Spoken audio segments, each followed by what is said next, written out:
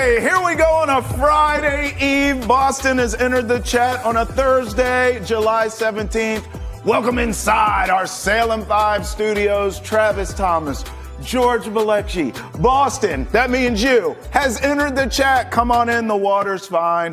Hey, we're still a sleep away from baseball and the actual diamond. Getting back. But the Bruins gave us something to talk about. We'll do it here in this very program, my friend. I can't wait to get into it.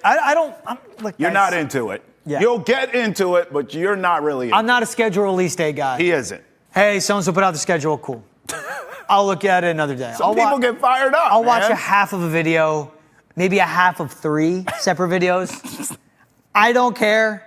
But then I'm going to talk like, all right. Yeah, we're going to talk it. When are the Panthers back in town? Oh, October 21st. Oh, the Bruins have another outdoor game in Tampa, February 1st. All right, we'll see. Connor McDavid comes to town. Yeah. There are things to talk about. We'll get into it, but we want to hear from you. We always say this, 617-790-0928. Call us, would you? Leave us a voicemail. You can also tweet at us using the hashtag NESSNChat. Email us, thechat@nesson.com. You can catch Boston Has Entered the Chat 8 a.m. Monday through Friday on Nesson, 9 a.m. right here on Nesson Nation. Okay, George, schedule has been released for the Bruins. Mm-hmm. Now, we did hear from a famous comedian from around town. We'll get into that. But let's start with the home opener. The home opener is against Bedard and the Blackhawks. The season opener, though, on the road in D.C. taking on the Capitals. Those are the first 2 things that jump out to you. Your thoughts on that? Back-to-back nights, too. Yeah, back-to-back nights. Cool to open against OV on the road. Yep. In D.C. was when I say that, on the road against OV. Yep. Really good team, young team, really good down the middle. That's what had the Capitals have so much regular season success. Yes. It's opening night of the NHL. What level of hockey will we get? You're not going to get the 100%, but that's like a litmus test right off the bat. Sure. Then I think what's really cool is the original 6 matchup, Blackhawks, Bruins. Anytime it's in Boston is great. Another great Jersey young team. matchup. Blackhawks, another young team, too. And with Connor Bedard. That's right. And you're going to have David Pastrnak against Connor Bedard. You're going to have this really good team in the Bruins. It should be veteran-led against the young and upcomers in the Blackhawks as well. I like that to open, especially for a home opener for the Bees. Yeah. Then you look a little further down the schedule. I mean, October is tough. The way open up, they're going to have the Panthers. They're going to see the Knights. They're going to see playoff team after playoff team. Brad Marchand, fresh off that cup. October 21st in TD Garden. How is he received? Is there a video tribute? Congrats, Brad. I think there should be. It should be. For his second cup, I think there should be. It should be. It'll be bittersweet for Marchand. It'll be bittersweet for the fans. That's something I'm looking forward to. What's a pageantry around that? I don't know if it's going to be sweet. It's just going to be bitter. Yes. I'm still not over it. I still just him with the Panthers is what does it. It's not I understand the business of why you had to trade him. I get all of that. I really do. I've processed all that. But it's just the fact that he ended up on that stinking team, and you just knew they were going to win the cup, and they did. And it almost feels like there's another one loading. But I'm clearly not over that. I'm with you. I mean, honestly, just looking through this, I think that early stretch, Tampa, you get it home. They are an older team. But Tampa, then you go to Vegas, then you go to Colorado. That jumps out at me. You go to Utah. That's a long road trip. And then Florida back here, as you said. I think that stretch early in the season for a young Panthers or a young Bruins team with a new coach, trying to establish the culture, trying to establish what is it that we're going to do here? What are we? What's our identity? Boy, I think that's a tough stretch there for him. But let's see what Bill Burr had to say. He announced some of the marquee games for next season for the Bruins, and of course, it's hilarious. Take a look. Hey, what's going on? It's Bill Burr, and it's that time of year. The Bruins are releasing their 2025-2026 NHL schedule. I'm going to put my glasses on so I seem smarter. We got a new coach, perfect name. Dude, we got Marco. We're going to be fine. Supposed to highlight a few games here. We got the original 6, some games coming up here. The home opener is against the Chicago Blackhawks, one of the original 6 teams of the NHL. You ever been to Chicago? You see how fat those people are? They should put them on skates. And then who we got? November 11th. Oh, it's the Toronto Maple Leafs. Are they still doing it this year? Every year. You know, they give it the try. Every year, the Toronto Maple Leafs remind all of us that, you know, you're not too old to try. You know they're going to sign a bunch of free agents. That's what they do every offseason, just putting rims on a Prius. November 11th and March 24th, you can watch the Leafs go out to a big lead against the Bruins and then blow it. Be exciting for you and your son or daughter. 11/28, they have the November 28th, they got the New York Rangers. You know, they're good for a Stanley Cup once every 85 years. 12/18, oh, here we go. Edmonton Oilers. Connor McDavid and Leon Draisaitl. One of the greatest push-pull names in the NHL. Leon Draisaitl. 12/23, right around Christmas. You know, there's always that one relative that always comes around and ruins the holidays. Well, this year for hockey fans, it's the Montreal Canadiens. And it's not really the team, it's their fans, you know, with their loafers and their little pocket square. Les Bleu Blanc et Rouge. How about Les Bleu Blanc? That's 12/23, 2 days before Christmas. February 1st, they got the Tampa Bay Lightning, which in my world is still an expansion team. You know, for some reason you want to go down and, that's the outdoor one down there in Florida. You can dodge a bunch of alligators and watch people play hockey outside next to a big pirate ship. I think I was supposed to sell that game a little harder. And then, the big babies of the NHL. March 1st, the Pittsburgh Penguins celebrating at least 20 seasons of stay away from Sydney as they sign every leg breaker in the league. All right, that's it. Let's go, Bruins. Here we go, Bruins. Here we go. I'll see you there. That was fantastic. I love Bill Burr. My favorite comedian. If we're picking nits here, maybe A little production value. Yeah, he was in a hotel. Is there whatever city's in? Could he go to a local rank? Is he on tour? He's probably on a tour. Let's look into this. Let me see what city's I'll in. filibuster for you. If he's on tour, right?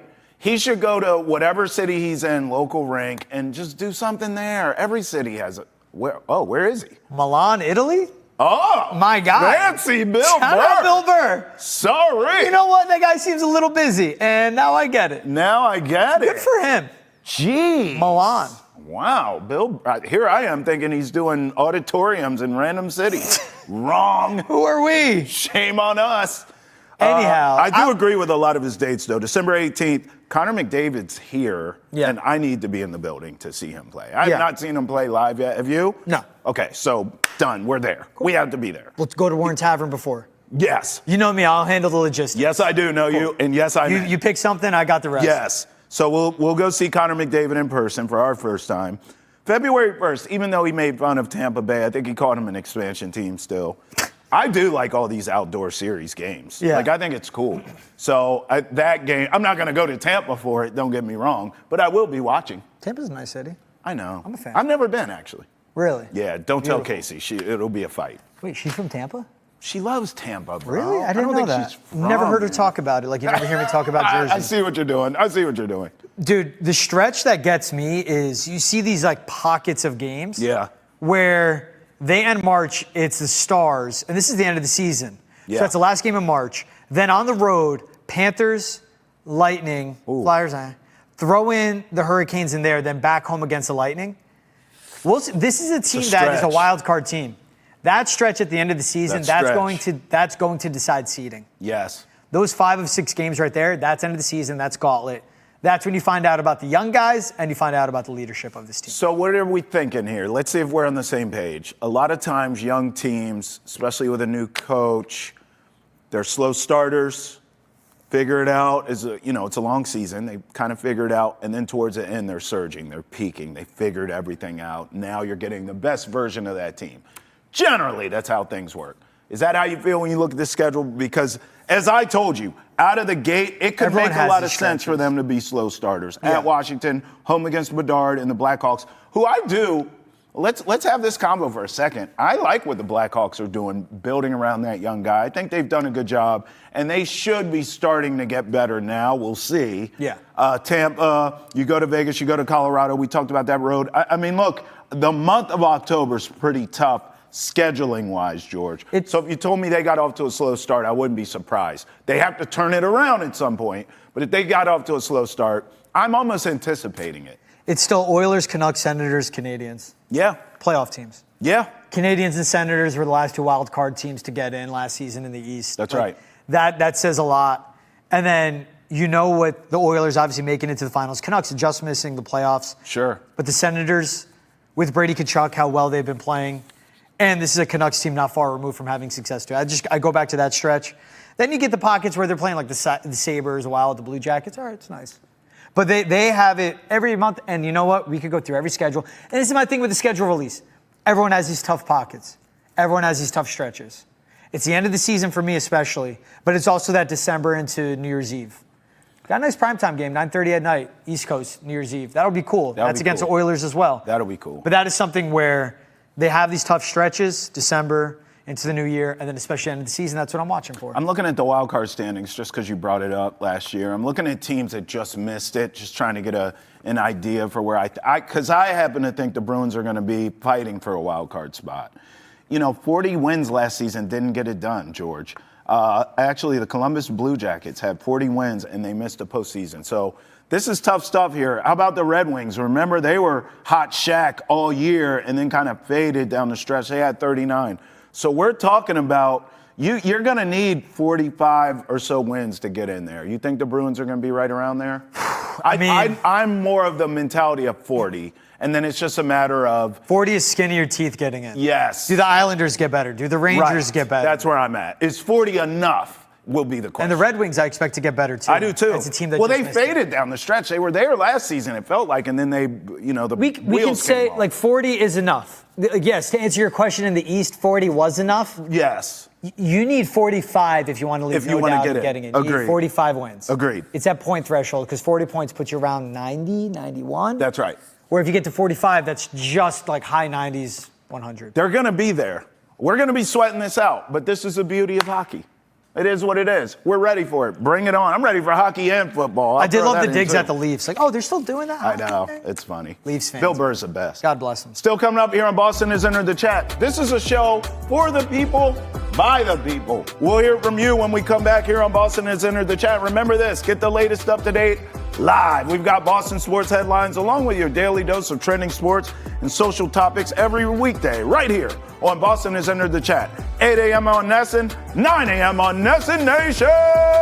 Tune in. Welcome back to Boston has entered the chat. See, Travis Thomas, George, for no reason. George Belichick here. Cy Young voice. Yeah, we'll be talking about him later in the show. Well, you'll see. You're asking about pitchers now. Let me tell you when I was pitching in 1902, see? It's like a cigar thing. Just stay tuned. You'll understand. I'm doing that was my nightcap, see? Work my day as a custodian, This see? is my favorite segment where we get into voicemails and comments and all the rest from all of you. But before we get into them, I'm thinking about our guy Jeff, who last week called the show and was so upset at the Red Sox celebration. Like when they run the cameras, you remember that? Yeah. And he How dare he? How dare? Yeah, he said the kids are doing it in Little League. It's Alex Cora's fault. This team isn't professional. I'm thinking about him now, and I'm just wondering, Jeff, if you're watching, are you calm down now? Leave us, we need a check-in with you. Leave us another voicemail. Please. Like, Our girl Babs, though. Babs was the best. Barbara. Oh, she checked Jeff, him. shut up. She checked him. I love Babs. It's like, let the kids have fun. Her and I are getting coffee tomorrow. You want to join? Yes, I do. Okay. So this is what we do. We get voicemails from you. We appreciate it. Let's get it started here. This is anonymous. I wish you put your name on it, anonymous, because I could not agree with you more. Take a listen. What about Nathan Eovaldi, and what would it cost player-wise to get him back in Boston? Be a great number 2. Thank you. Bye. Oh, George, this one is near and dear to my heart. Yeah. Because I said it at the time. I was only here one season. Saw Eovaldi pitch. He had that dog in him. Team wasn't very good, but he did his thing. Yeah. And I thought, pay him. Pay the guy. What? Like, he's the least of your problems. There's other things on the roster that need tinkering and fixing and rearranging. He ain't one of them. Pay him. I know how premium arms are in this league, so why not pay the guy? They didn't. He goes to the Rangers. The rest is history. And now the rumors are circulating he could be coming back. By the way, this happened last season, too. I remember he was on the trade block. They didn't move him, but it was a similar situation. And I'm like, that's a guy that should have never got away in the first place, George. He should still be a Red Sox. Fans loved him. I loved him. He should still be here. This is one where you were 1,000% right on that.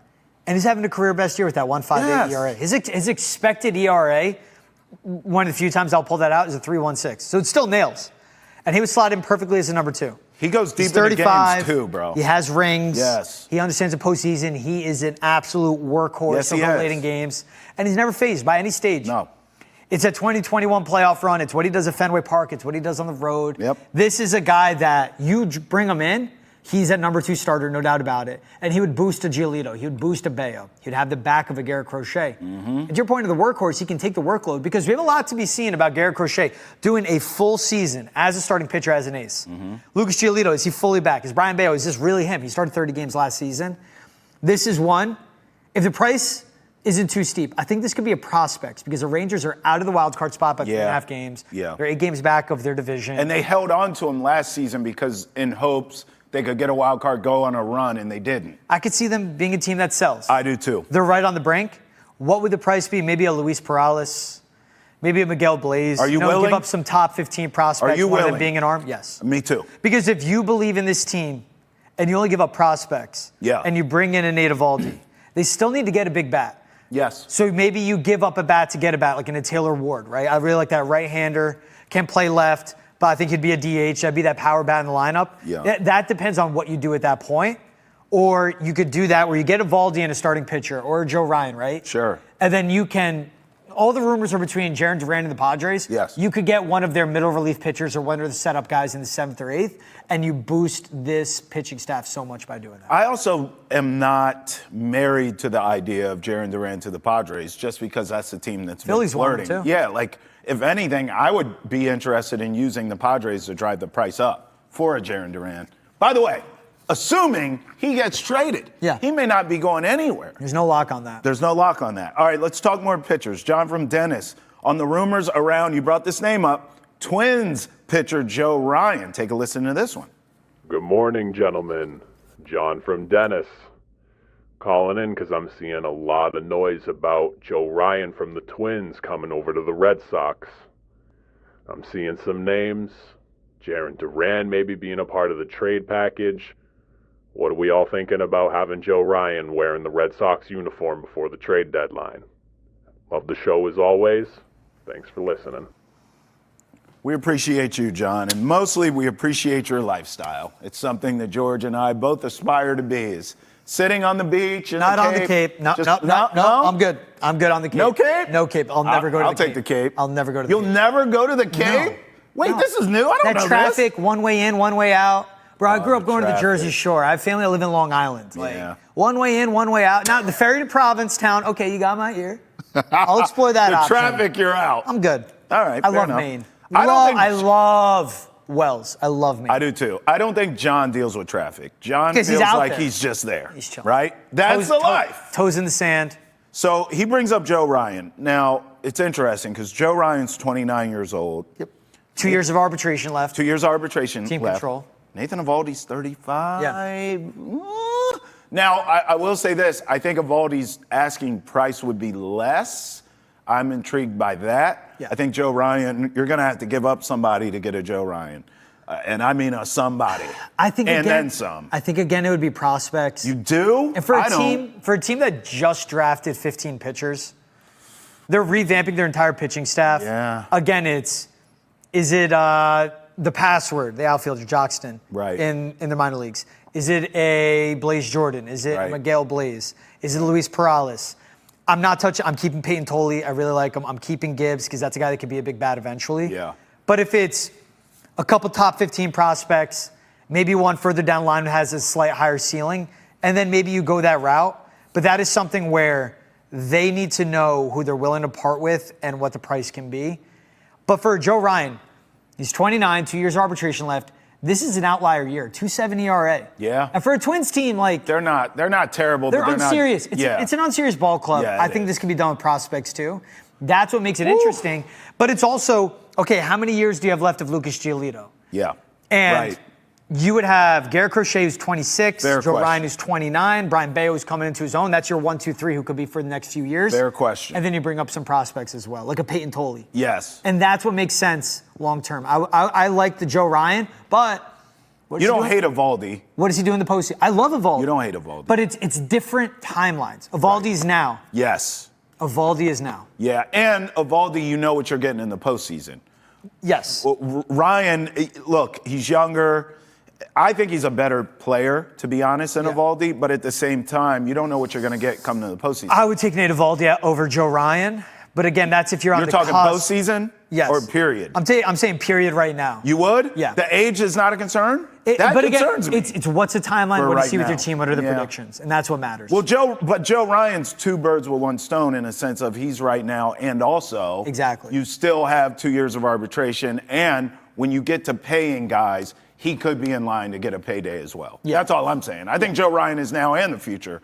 Evaldi's more so of the right now because of the age Yes. and the mileage. Yeah. All right, here's another one. This is a lifelong Boston fan, Catherine. She's pitching a WNBA team this is name fun. for a Boston team. I know you've talked about this in the last few I didn't days. come up with anything good. All right, let's take a listen. Let's hear what she has to say. Hi, this is Catherine. I'm a lifelong fan, and I think the new WNBA for the Boston team should be the Boston Tea Party, aka like the partiers. I think that would work so well, and I think the marketing could be perfect. Anyways, love Boston's under the chat. Biggest fan ever. Thank you so much. All right. Rock and roll. Thank you, Catherine. What do you think? The Partiers. It sounds like a minor league team. I like the idea of Boston Tea Party. Boston Tea Party? I would take that. When did the Boston Tea Party happen? I think, you had if to I'm not guess. mistaken, Cy Young was pitching that day. Yeah, it was 1773. December 16th, 1773.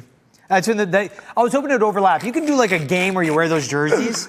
I like that. We got some good tweets too. All right. We got the dunks, which actually works. The dunks, like Duncan? And Okay. dunking a basketball. All right. The Midnight Riders, little Paul Revere ode. Oh, I don't hate that. Kind of like that. And you could play that as the Riders. Like you could, yeah, I like that. The Clovers.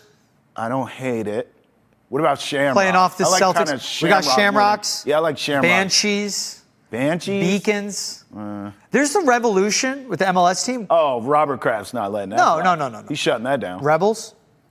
I don't That's know. what this country Rebels, was founded on. I know, but it's too many down south teams that are rebels. It doesn't. Yeah, you're thinking of like UNLV, Yeah, like shooting and it off. Ole Miss. It doesn't hit the it's same. It's a different type of rebel with Ole Miss. I agree, but that's Which I my see what point. you're saying. That's what I mean. Yeah. Like the association. I'm like, thinking Revolutionary Army. I kind of like Shamrocks. I think. I said the light, like a lighthouse, but it would be like the Beacons. That was another That's tweet we Beacon, got. Yeah. I What do you think just- of Shamrocks? Shamrocks. You could call isn't them the bad. Rocks. You know what I would like? Like they do their own thing. Why does it have to be intertwined with the Celtics? The same way the Fleet are a PWHL team here, but they did their own thing, colors and everything. It used to be the Boston Pride, same colors as the Bruins. Now the Fleet did their whole own thing, which I do like. Could you go color based? Like I know it's still kind of Celtics, but could you go the green? Like the green wave or the green something, and they're just all green. You don't love it See, because it's they tough. tie into the Celtics. They could keep. It could be the Boston Sun. The sun rises on the east over the Boston Oh, Harbor. you keep the sun. Would it be the worst thing? I don't dislike the Sun name. I think the that Sun could is work. good. The Sun works. That's not a bad idea from Catherine though. The Tea Party. The T. There's something we got to. I don't know. It's kind of hard to say, isn't it? Right? For our job. And the I like Boston something Tea Party that- go up. Yeah, like what do you- 87, 73. Yeah, it's weird. Too many syllables. It's too Celtics. Yeah. It has to roll off Patriots, the tongue. 3 max. The Revolution, of course. Bruins too. But Red you Sox, also too. have to think too with team names. You're saying it. You're saying it. Think and of people logo. Shorten them. Yeah. So like Revolution, no one says that. They call them the Revs. The C's, the Pats, B's. the Sox, the Right. B's, So you had to think of the T's, like she said Oh. the partiers, the Boston Tea. the Boston tea, and you take And then party it could be a guy throwing a bag of tea off the boat, Yeah. and then they could play into the tea.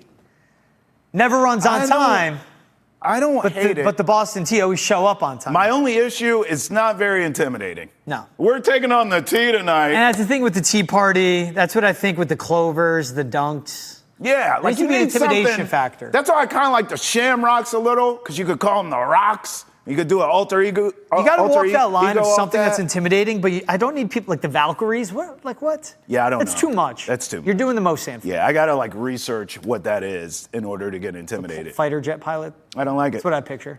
We have another one, Edward from Bill Ricca on Stephon Diggs and the Patriots wide receivers. Take a listen to this. My name is Edward Jones. I'm from Belichick, Massachusetts. I believe that Stephon Diggs is going to be a great receiver for the Patriots. I don't think wide receiving problem is going to be anything to worry about. I think we got a better coach. I just hated to see Gerard Mayo go, though, but I got improved confidence in Mike Zabel. I think he'll do a good job, and that's what Drake May needs. He needs some good receivers. And the number one guy is going to be Stephon Diggs from the Buffalo Bills. All right? Thank you. Thank you, Edward. I okay? think Is everything all right, he Edward? may be the only person Is that who a was real call? sad to see Gerard Mayo go. That's my first time ever hearing that. Ever. Did you watch last season, Edward? I I assume you was did. shocked. I was happy to see Gerard Mayo get hired, I know you were. but I was not upset to see him go because it just didn't work out. Like, hey, Robert Kraft, thanks for being a man of your word. You told this man you'd give him a chance. Yeah. You did. And again, props to Robert Kraft, too. for Correcting saying, his I was mistake. wrong. You got to go, my man. But, hey, thanks, Edward. Hated I'm to see shocked Mayo hear go. No offense to Gerard Mayo. that. Shocked. He was given a spatula and was. 2 hamburger patties. He was. And was told to fill 100 people in a He Michelin was. star restaurant. You're right. You're right. Gerard Mayo set up for failure. He was. Hate to see him go. Wide receiver, nothing to worry about. Yeah, I don't know. Dude, if Kyle Williams doesn't click, then you have Stephon Diggs, a slot underneath receiver. Kendrick Bourne, older slot underneath receiver. Demario Douglas, Slot. undersized slot. Yep. Jalen Polk, Slot. and is unproven and Yeah. can he pick up playbook? No. Mac Hollins, who's a third down, Big body bends, specific no speed. package receiver. Yep. You got something to worry about with the wide receivers, Yes, man. you do. You they got a lot need to worry to about. add. Yes. Hey, Terry McLaurin's available. He wants $30 million a year. Garrett Wilson got $30 million a year. I mean, go get him. You don't Yeah, need- the money. Give him the guaranteed money. It's $55 million. Just that signing. That'd be Yeah, the $2 million money. more he got last. Juwan Jennings wants to get paid. Right, but he would instantly be the best receiver on this team. Yes. He actually would. I know. Downfield, outside, run blocks, big body. Would you take Anquan Bolden on this offense? Yes. Okay, that's Juwan Jennings. Yeah. Right? And that's I'll take what you get. Anquan Bolden right now at his age right Where you now. at? Whatever he is. Bro, we're gonna Get him in shape. We're acting like he's old. I swear to God, if he's Anquan younger Bolden? than I swear to God, if he's younger than 20, He's he's got to 35. be 40. No. He's got to be 40. Anquan Bolden, 40 years old. For the win. 44. What is Wow. he? What is he? 44. Oh, he's older than I. Dude, that man's old. He was playing young as hell. Anquan Bolden was Credit to him. a beast. You have a lot to worry about with this wide receiving room. Yes. And I'm the guy that goes, hey, look at the, and I'm Mr. Not Optimism. me. Not me. This wide, Not me. the skill group is, again, they did a lot right. They don't have a left tackle. I won't Facts. believe it until I see it. Facts. They don't have a left guard. They don't have a center because it could be a rookie instead of Garrett Bradbury who's just okay. Could be. They have a right guard. They have a right tackle who's 34 years old, coming off 11 seasons in the NFL and surgery on his knee. They don't have an offensive line. They don't have a receiving room with solid, proven guys. This offense is hampering on a lot of unproven commodities. Yeah, I tell you what, though, Edward. I'm not holding my breath. I'll agree with Edward, not on Mayo, but on the wide receivers if they got a Terry McLaurin. Because all of a sudden you get him, Stephon Diggs, and the rest of these names you threw out, then I feel comfortable. Imagine Terry mentoring Kyle Williams. Oh, that's what I need. Inject it into my veins. What the Patriots need. Hey, call us 617-790-0928. We always love hearing from you. More Boston has entered the chat next. Don't you go nowhere now. We're partying. Stay with us.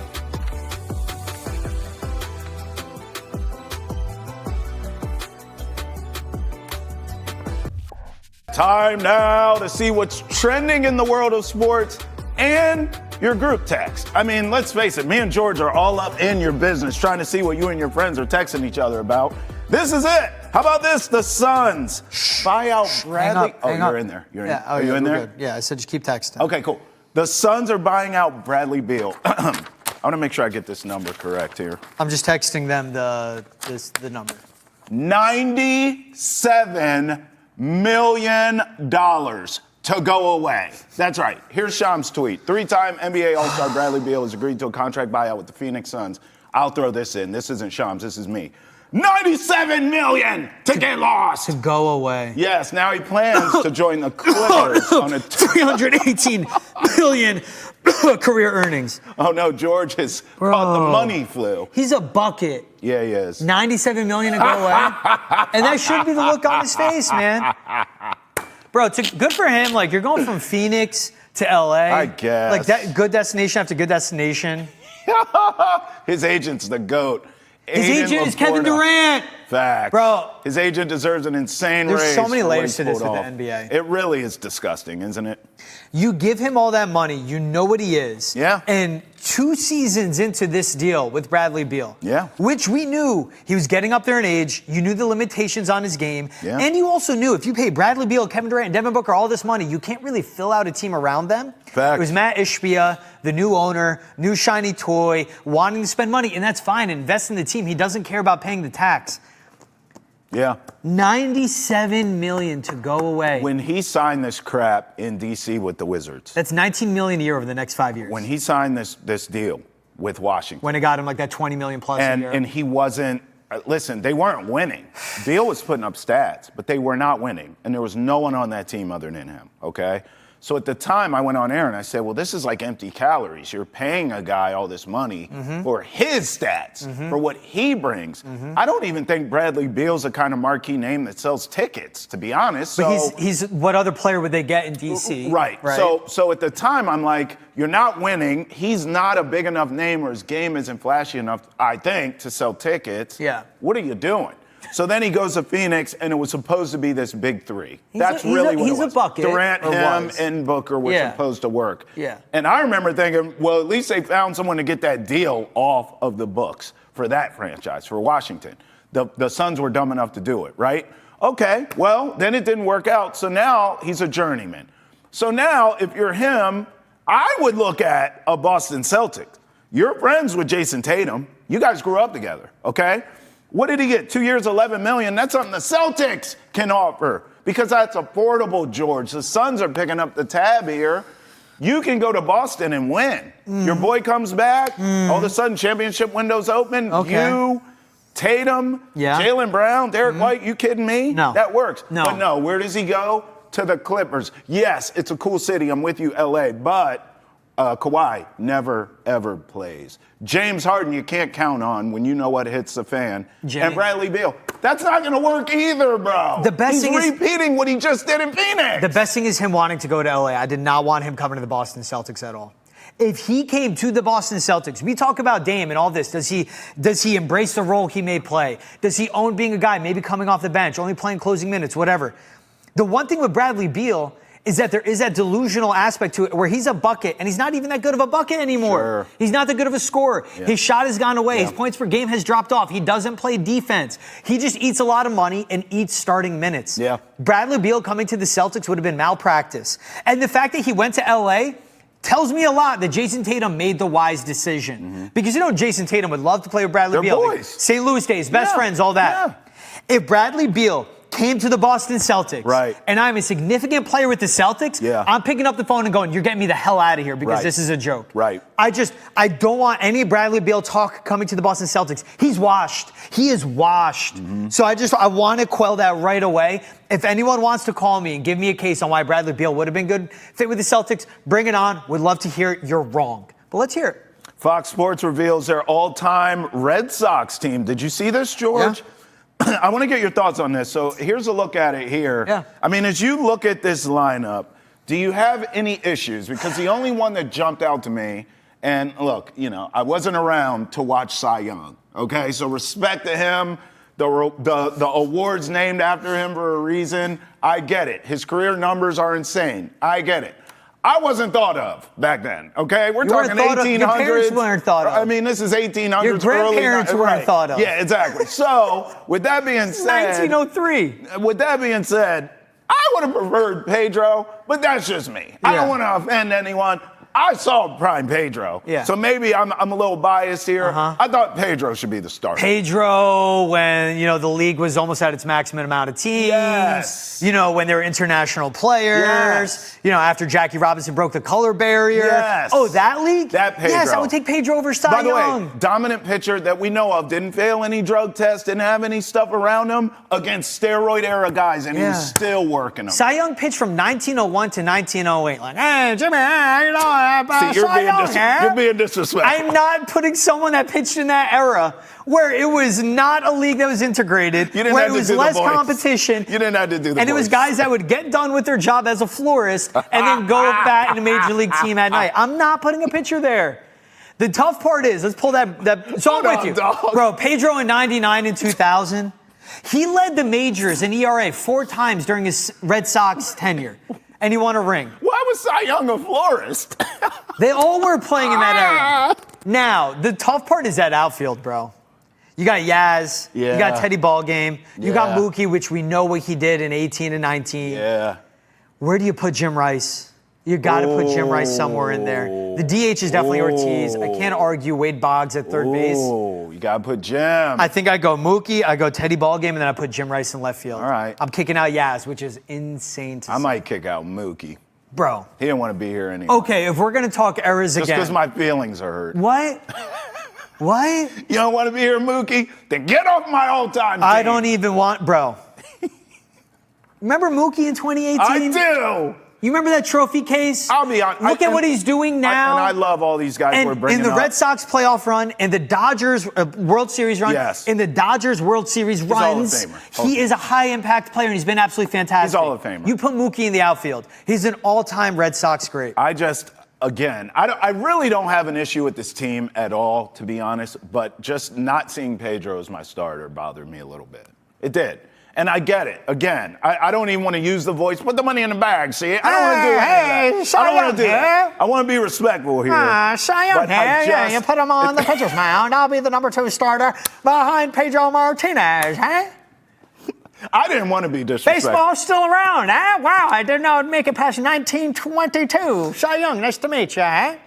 This is what the group texts are like. We told you. But literally, This is what man, happens. 1903, they won the World Series. Great. That was the first World Series the Red Sox won. Yeah. Cy Young was great in that postseason. Yes. Awesome. Give me Pedro. You can't find any video of Cy Young. There's not motion photos. doing this. I just see some big dude throwing off his back foot. Like, I don't even know what his pitching motion is. I go up and I throw 10 strikeouts, eh? And then I go back to my union job the next morning. Union job, if you could get it too, keep it. That stuff's nice. In other news, it's Not knocking trending. floors for unions. Yes, you are. I am It's not. trending in the world of sports. Bill Belichick and Jordan Hudson. I know, before you roll your eyes, you'll like this one. They got absolutely smoked. They got roasted at the ESPYs. Shane Gillis had jokes. Take a listen. A bookie is what Bill Belichick reads to his girlfriend before bedtime.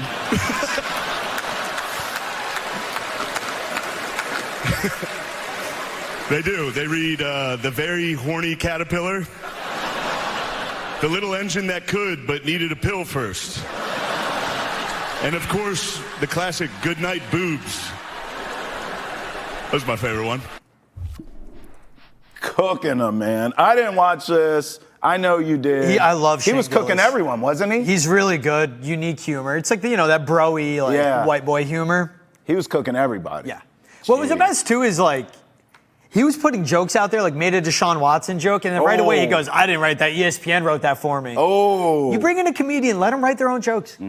Let Shane Gillis cook. The best one, too, he did. What did he say a name? He was like, shout out Trinity Hicks, 4-time WNBA All-Star in the crowd. Everyone applauds. He goes, I made that name up. That's my boy's wife.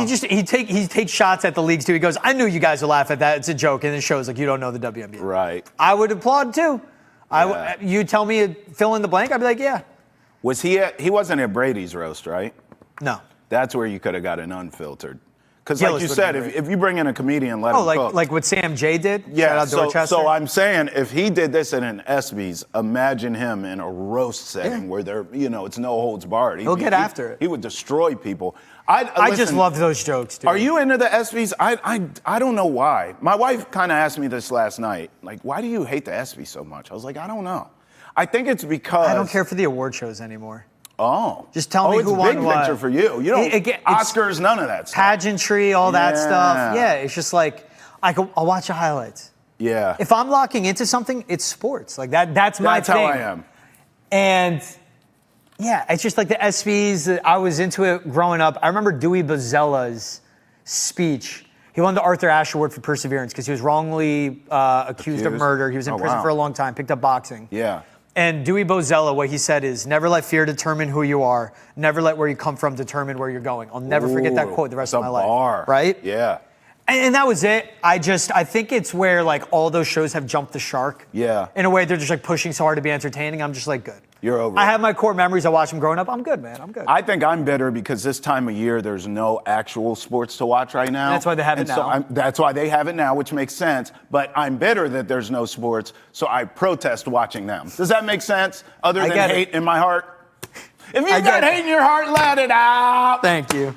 Chappelle. Here on Boston has entered the chat. Still to come, Bill Belichick against Robert Kraft. It's not in like a that. steel cage. It's Canes. No? It's Canes. Oh, okay. Well, it's something like that. We'll explain next. Bill versus Robbie, huh? We'll have that after the break, see? It's a prize fight, see? Next on Boston has entered the chat. Travis Thomas, George Valecki inside our cozy Salem 5 studio here.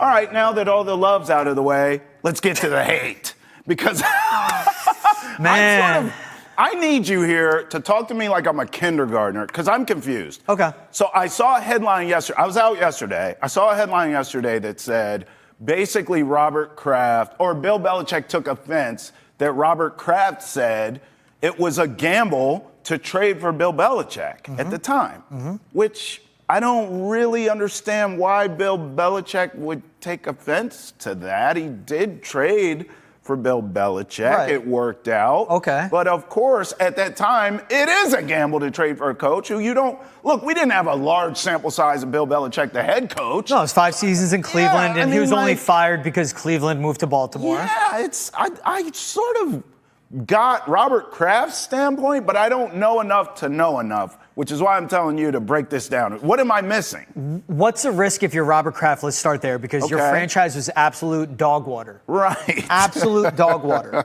The Patriots had 2 Super Bowl appearances, and aside from that, was one of the worst teams in the NFL. Yes. And under the ownership of Robert Kraft, as they continue to be, it's one of the most cheaply owned teams. Fair. Least amount of money literally put into player contracts.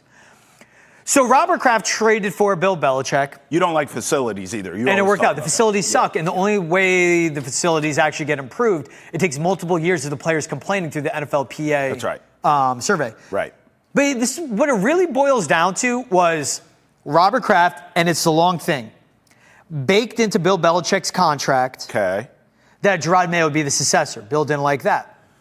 It's Robert Kraft taking the shots at Bill Belichick and trying to redefine the legacy and take ownership, as they did through the documentary they put out on Apple that the Patriots and Robert Kraft owned. It was after the like elegant solution they found of Bill Belichick and Robert Kraft mutually parting ways. Robert Kraft goes on the Breakfast Club 97.1 in New York City and says, oh, I fired Bill. And Bill's like, all right, bro, I agree to say that we are mutually parting ways. I could say you fired me, and then everyone would turn on you. And then it's Robert Kraft saying this right here on Dudes on Dudes podcast. So what was your best decision that you've made as an owner to date? Well, the one that got questioned the most was in '99. I gave up a #1 draft pick for a coach who had only won a little over 40% of his game, to get him out from, I don't know if there are any Jet fans here, but I think getting Bill Belichick to come to the Patriots in 1999 was a big risk, and I got hammered in the Boston media, but I think he was with us for 24 years, and we did okay. So he's taking credit in a way, and this is, again, Robert Kraft continuing his campaign to get into the Pro Football Hall of Fame. Right. Him hiring Bill Belichick drafting Tom Brady, that's luck. Bill Belichick had one head coaching tenure. It was with the Browns. He was 8 games below 500, had one playoff appearance, and was fired because the team literally moved cities and changed ownership. He was still building something good with the Browns. You'd see what it would have been long-term. Yes. And it could have been what the Patriots became. Robert Kraft saying he took a risk. Yeah, there's some risk involved, I guess. He's fired. You had to trade him from the Jets. Bill also didn't want to be the Jets head coach. That's right. It was Bill Parcells left, and he was like, hey, go take this job. Because also that was baked into Bill Parcells' Bill Belichick agreement, too. That's right. Then Bill's like, I don't want to work for the Hess family. I don't want to work for a team that's about to sell. He was Gerard Mayo of that time. Exactly. It's Robert Kraft continuing in the media to take credit for Bill Belichick's success. And when you say, like, why are they doing this? Because we'll get into the Bill Belichick quotes. Sure. It's an egotistical 83-year-old billionaire against an egotistical 73-year-old millionaire. These guys, I cannot compute when you have that much money, that much success, why you care so much about what other people think. Sure. Bro, I'm broke. I don't care what other people think. I'm just living my life. Same. One day at a time. We trying to make it. I don't know that guy from a hole in the wall. We're treading water. And that man, Robert Kraft, puts on his pants every morning same way as I. I think he probably needs assistance from other people. He's getting up there in age. You would think. That was rude. But, like, why do they care? But it is their ego, it's their pride, it's their legacy. And this is where I get with Bill Belichick because Robert Kraft's trying to take away from him. This is what Bill said. As I told Robert multiple times through the years, I took a big risk by taking the New England Patriots head coaching job. I already had an opportunity to be the head coach of the Jets, but ownership situation was unstable. I had been warned by multiple previous Patriots coaches, as well as other members of other NFL organizations, that the New England job was going to come with many internal obstacles. That means he ain't spending no moolah, baby. Cheap ownership. Bill Parcells has said the only person worse than Robert Kraft is Jonathan Kraft. Pete Carroll took shots, too. Pete Carroll has a story of he came from the San Francisco 49ers. They fed the players well. They put the resources into the players. And then Robert Kraft was like, oh, no, sandwiches and chips. That's right. The bologna sandwiches. Yeah, like your little leaguers. I made it clear we would have to change the way the team was managed to regain the previously attained success. What was a previously attained success? Bill Parcells as head coach. That's right. The Jets were a solid team after 3 years of rebuilding under Bill Parcells, which included an AFC Championship game appearance. Meanwhile, the Patriots organization had dismantled their 96 AFC Championship team and became one of the worst in the AFC. It didn't help they were $10 million over the cap heading into my first season as head coach in 2000. And later in the article, Don Van Natta noted that the Patriots ranked 31st out of 32 NFL teams in spending since I think it was 94. I think it was since Robert Kraft became owner. Yes. You think Don Van Natta just knew to look that up? That is Robert Kraft making these comments. It's Bill Belichick picking up his phone, calling Don Van Natta, giving him these. Giving him the tea. Giving him this. And he goes, by the way, I would reach out to someone and find this. Look up cap spending since 94. Yeah. And then that shows the Patriots and Robert Kraft are one of the more cheaply spending teams. You know, I appreciate you providing some clarity for this. Where I'm from, if you take a shot together and you hug it out, like these two did at Brady's roast. Yep, I like this. It's squashed. The beef's over. Yeah. To Belichick's credit, and you said this, every time you turn around, it's Robert Kraft in the media continuing this. That's the thing. Bill's doing his own thing. You're like, bro, I got other fish to fry now. I'm in the college game. The block is hot because of my young girlfriend. Like, I can't do this with you. Yeah. And every time you turn around, you're doing an interview about me. This is on Robert Kraft. You can't take a shot with me, hug it out, let bygones be bygones, we're cool. And then every time there's a microphone in your face, you're talking about moi. I'm going to take offense to that. So I'm glad you laid this out for me. I'm on Bill's side. Now, I still think that soundbite we played is not the end of the world. Like, he did take a chance. But it's a subliminal. But it's just the fact you keep going back. You keep, rehashing all this stuff that we thought was water under the bridge. What's the best decision you made as owner of the Patriots? No doubt about it, it's hiring the greatest football coach of all time, Bill Belichick. Yes. And then that opens up the combo. Yes. But it's him taking credit. I had to take a big risk. Right. This is also Robert Kraft, who bought the team in January '94. He inherited Bill Parcells. That's right. He inherited a bunch of that roster. Now, Robert Kraft saved this team from going to St. Louis. Sure. He saved this team and kept them in Foxborough. He built Gillette Stadium. He's done so much for the game. You've done so much. You have the greatest franchise in the history of the NFL because of the success from 2001 to 2018, 2019, that season. Sure. Whatever.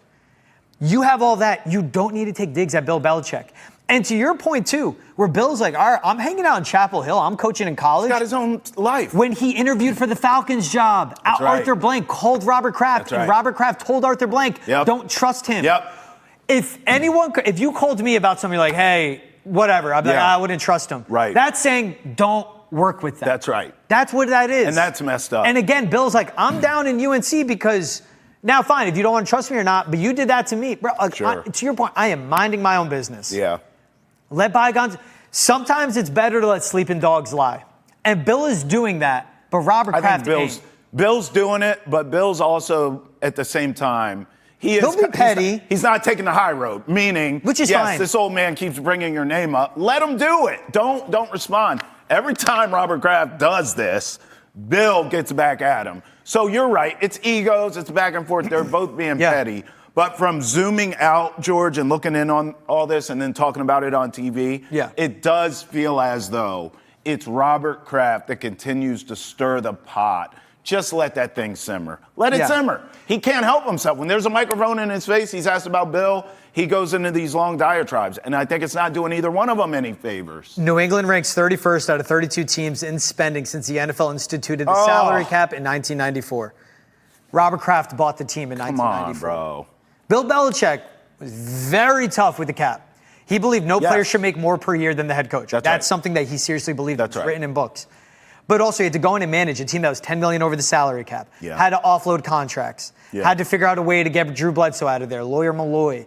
The guys throughout the years. All the guys that built it. And it was like he was like a savage. That still hurts Lawyer Malloy to this day. He was all-time great Patriot, all-time great safety.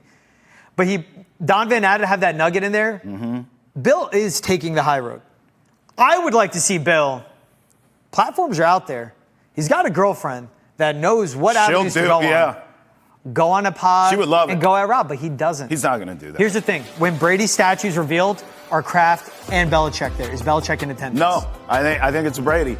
And by the way, as always, Brady looks great in this, doesn't he? Thanks for watching us here on Ness, and the party keeps rolling, though, over on Ness and Nation. Join us on Boston Has Entered the Chat, and join us here every Monday through Friday, right here, 8 a.m. on Ness and 9 a.m. on Ness and Nation. Roll with us.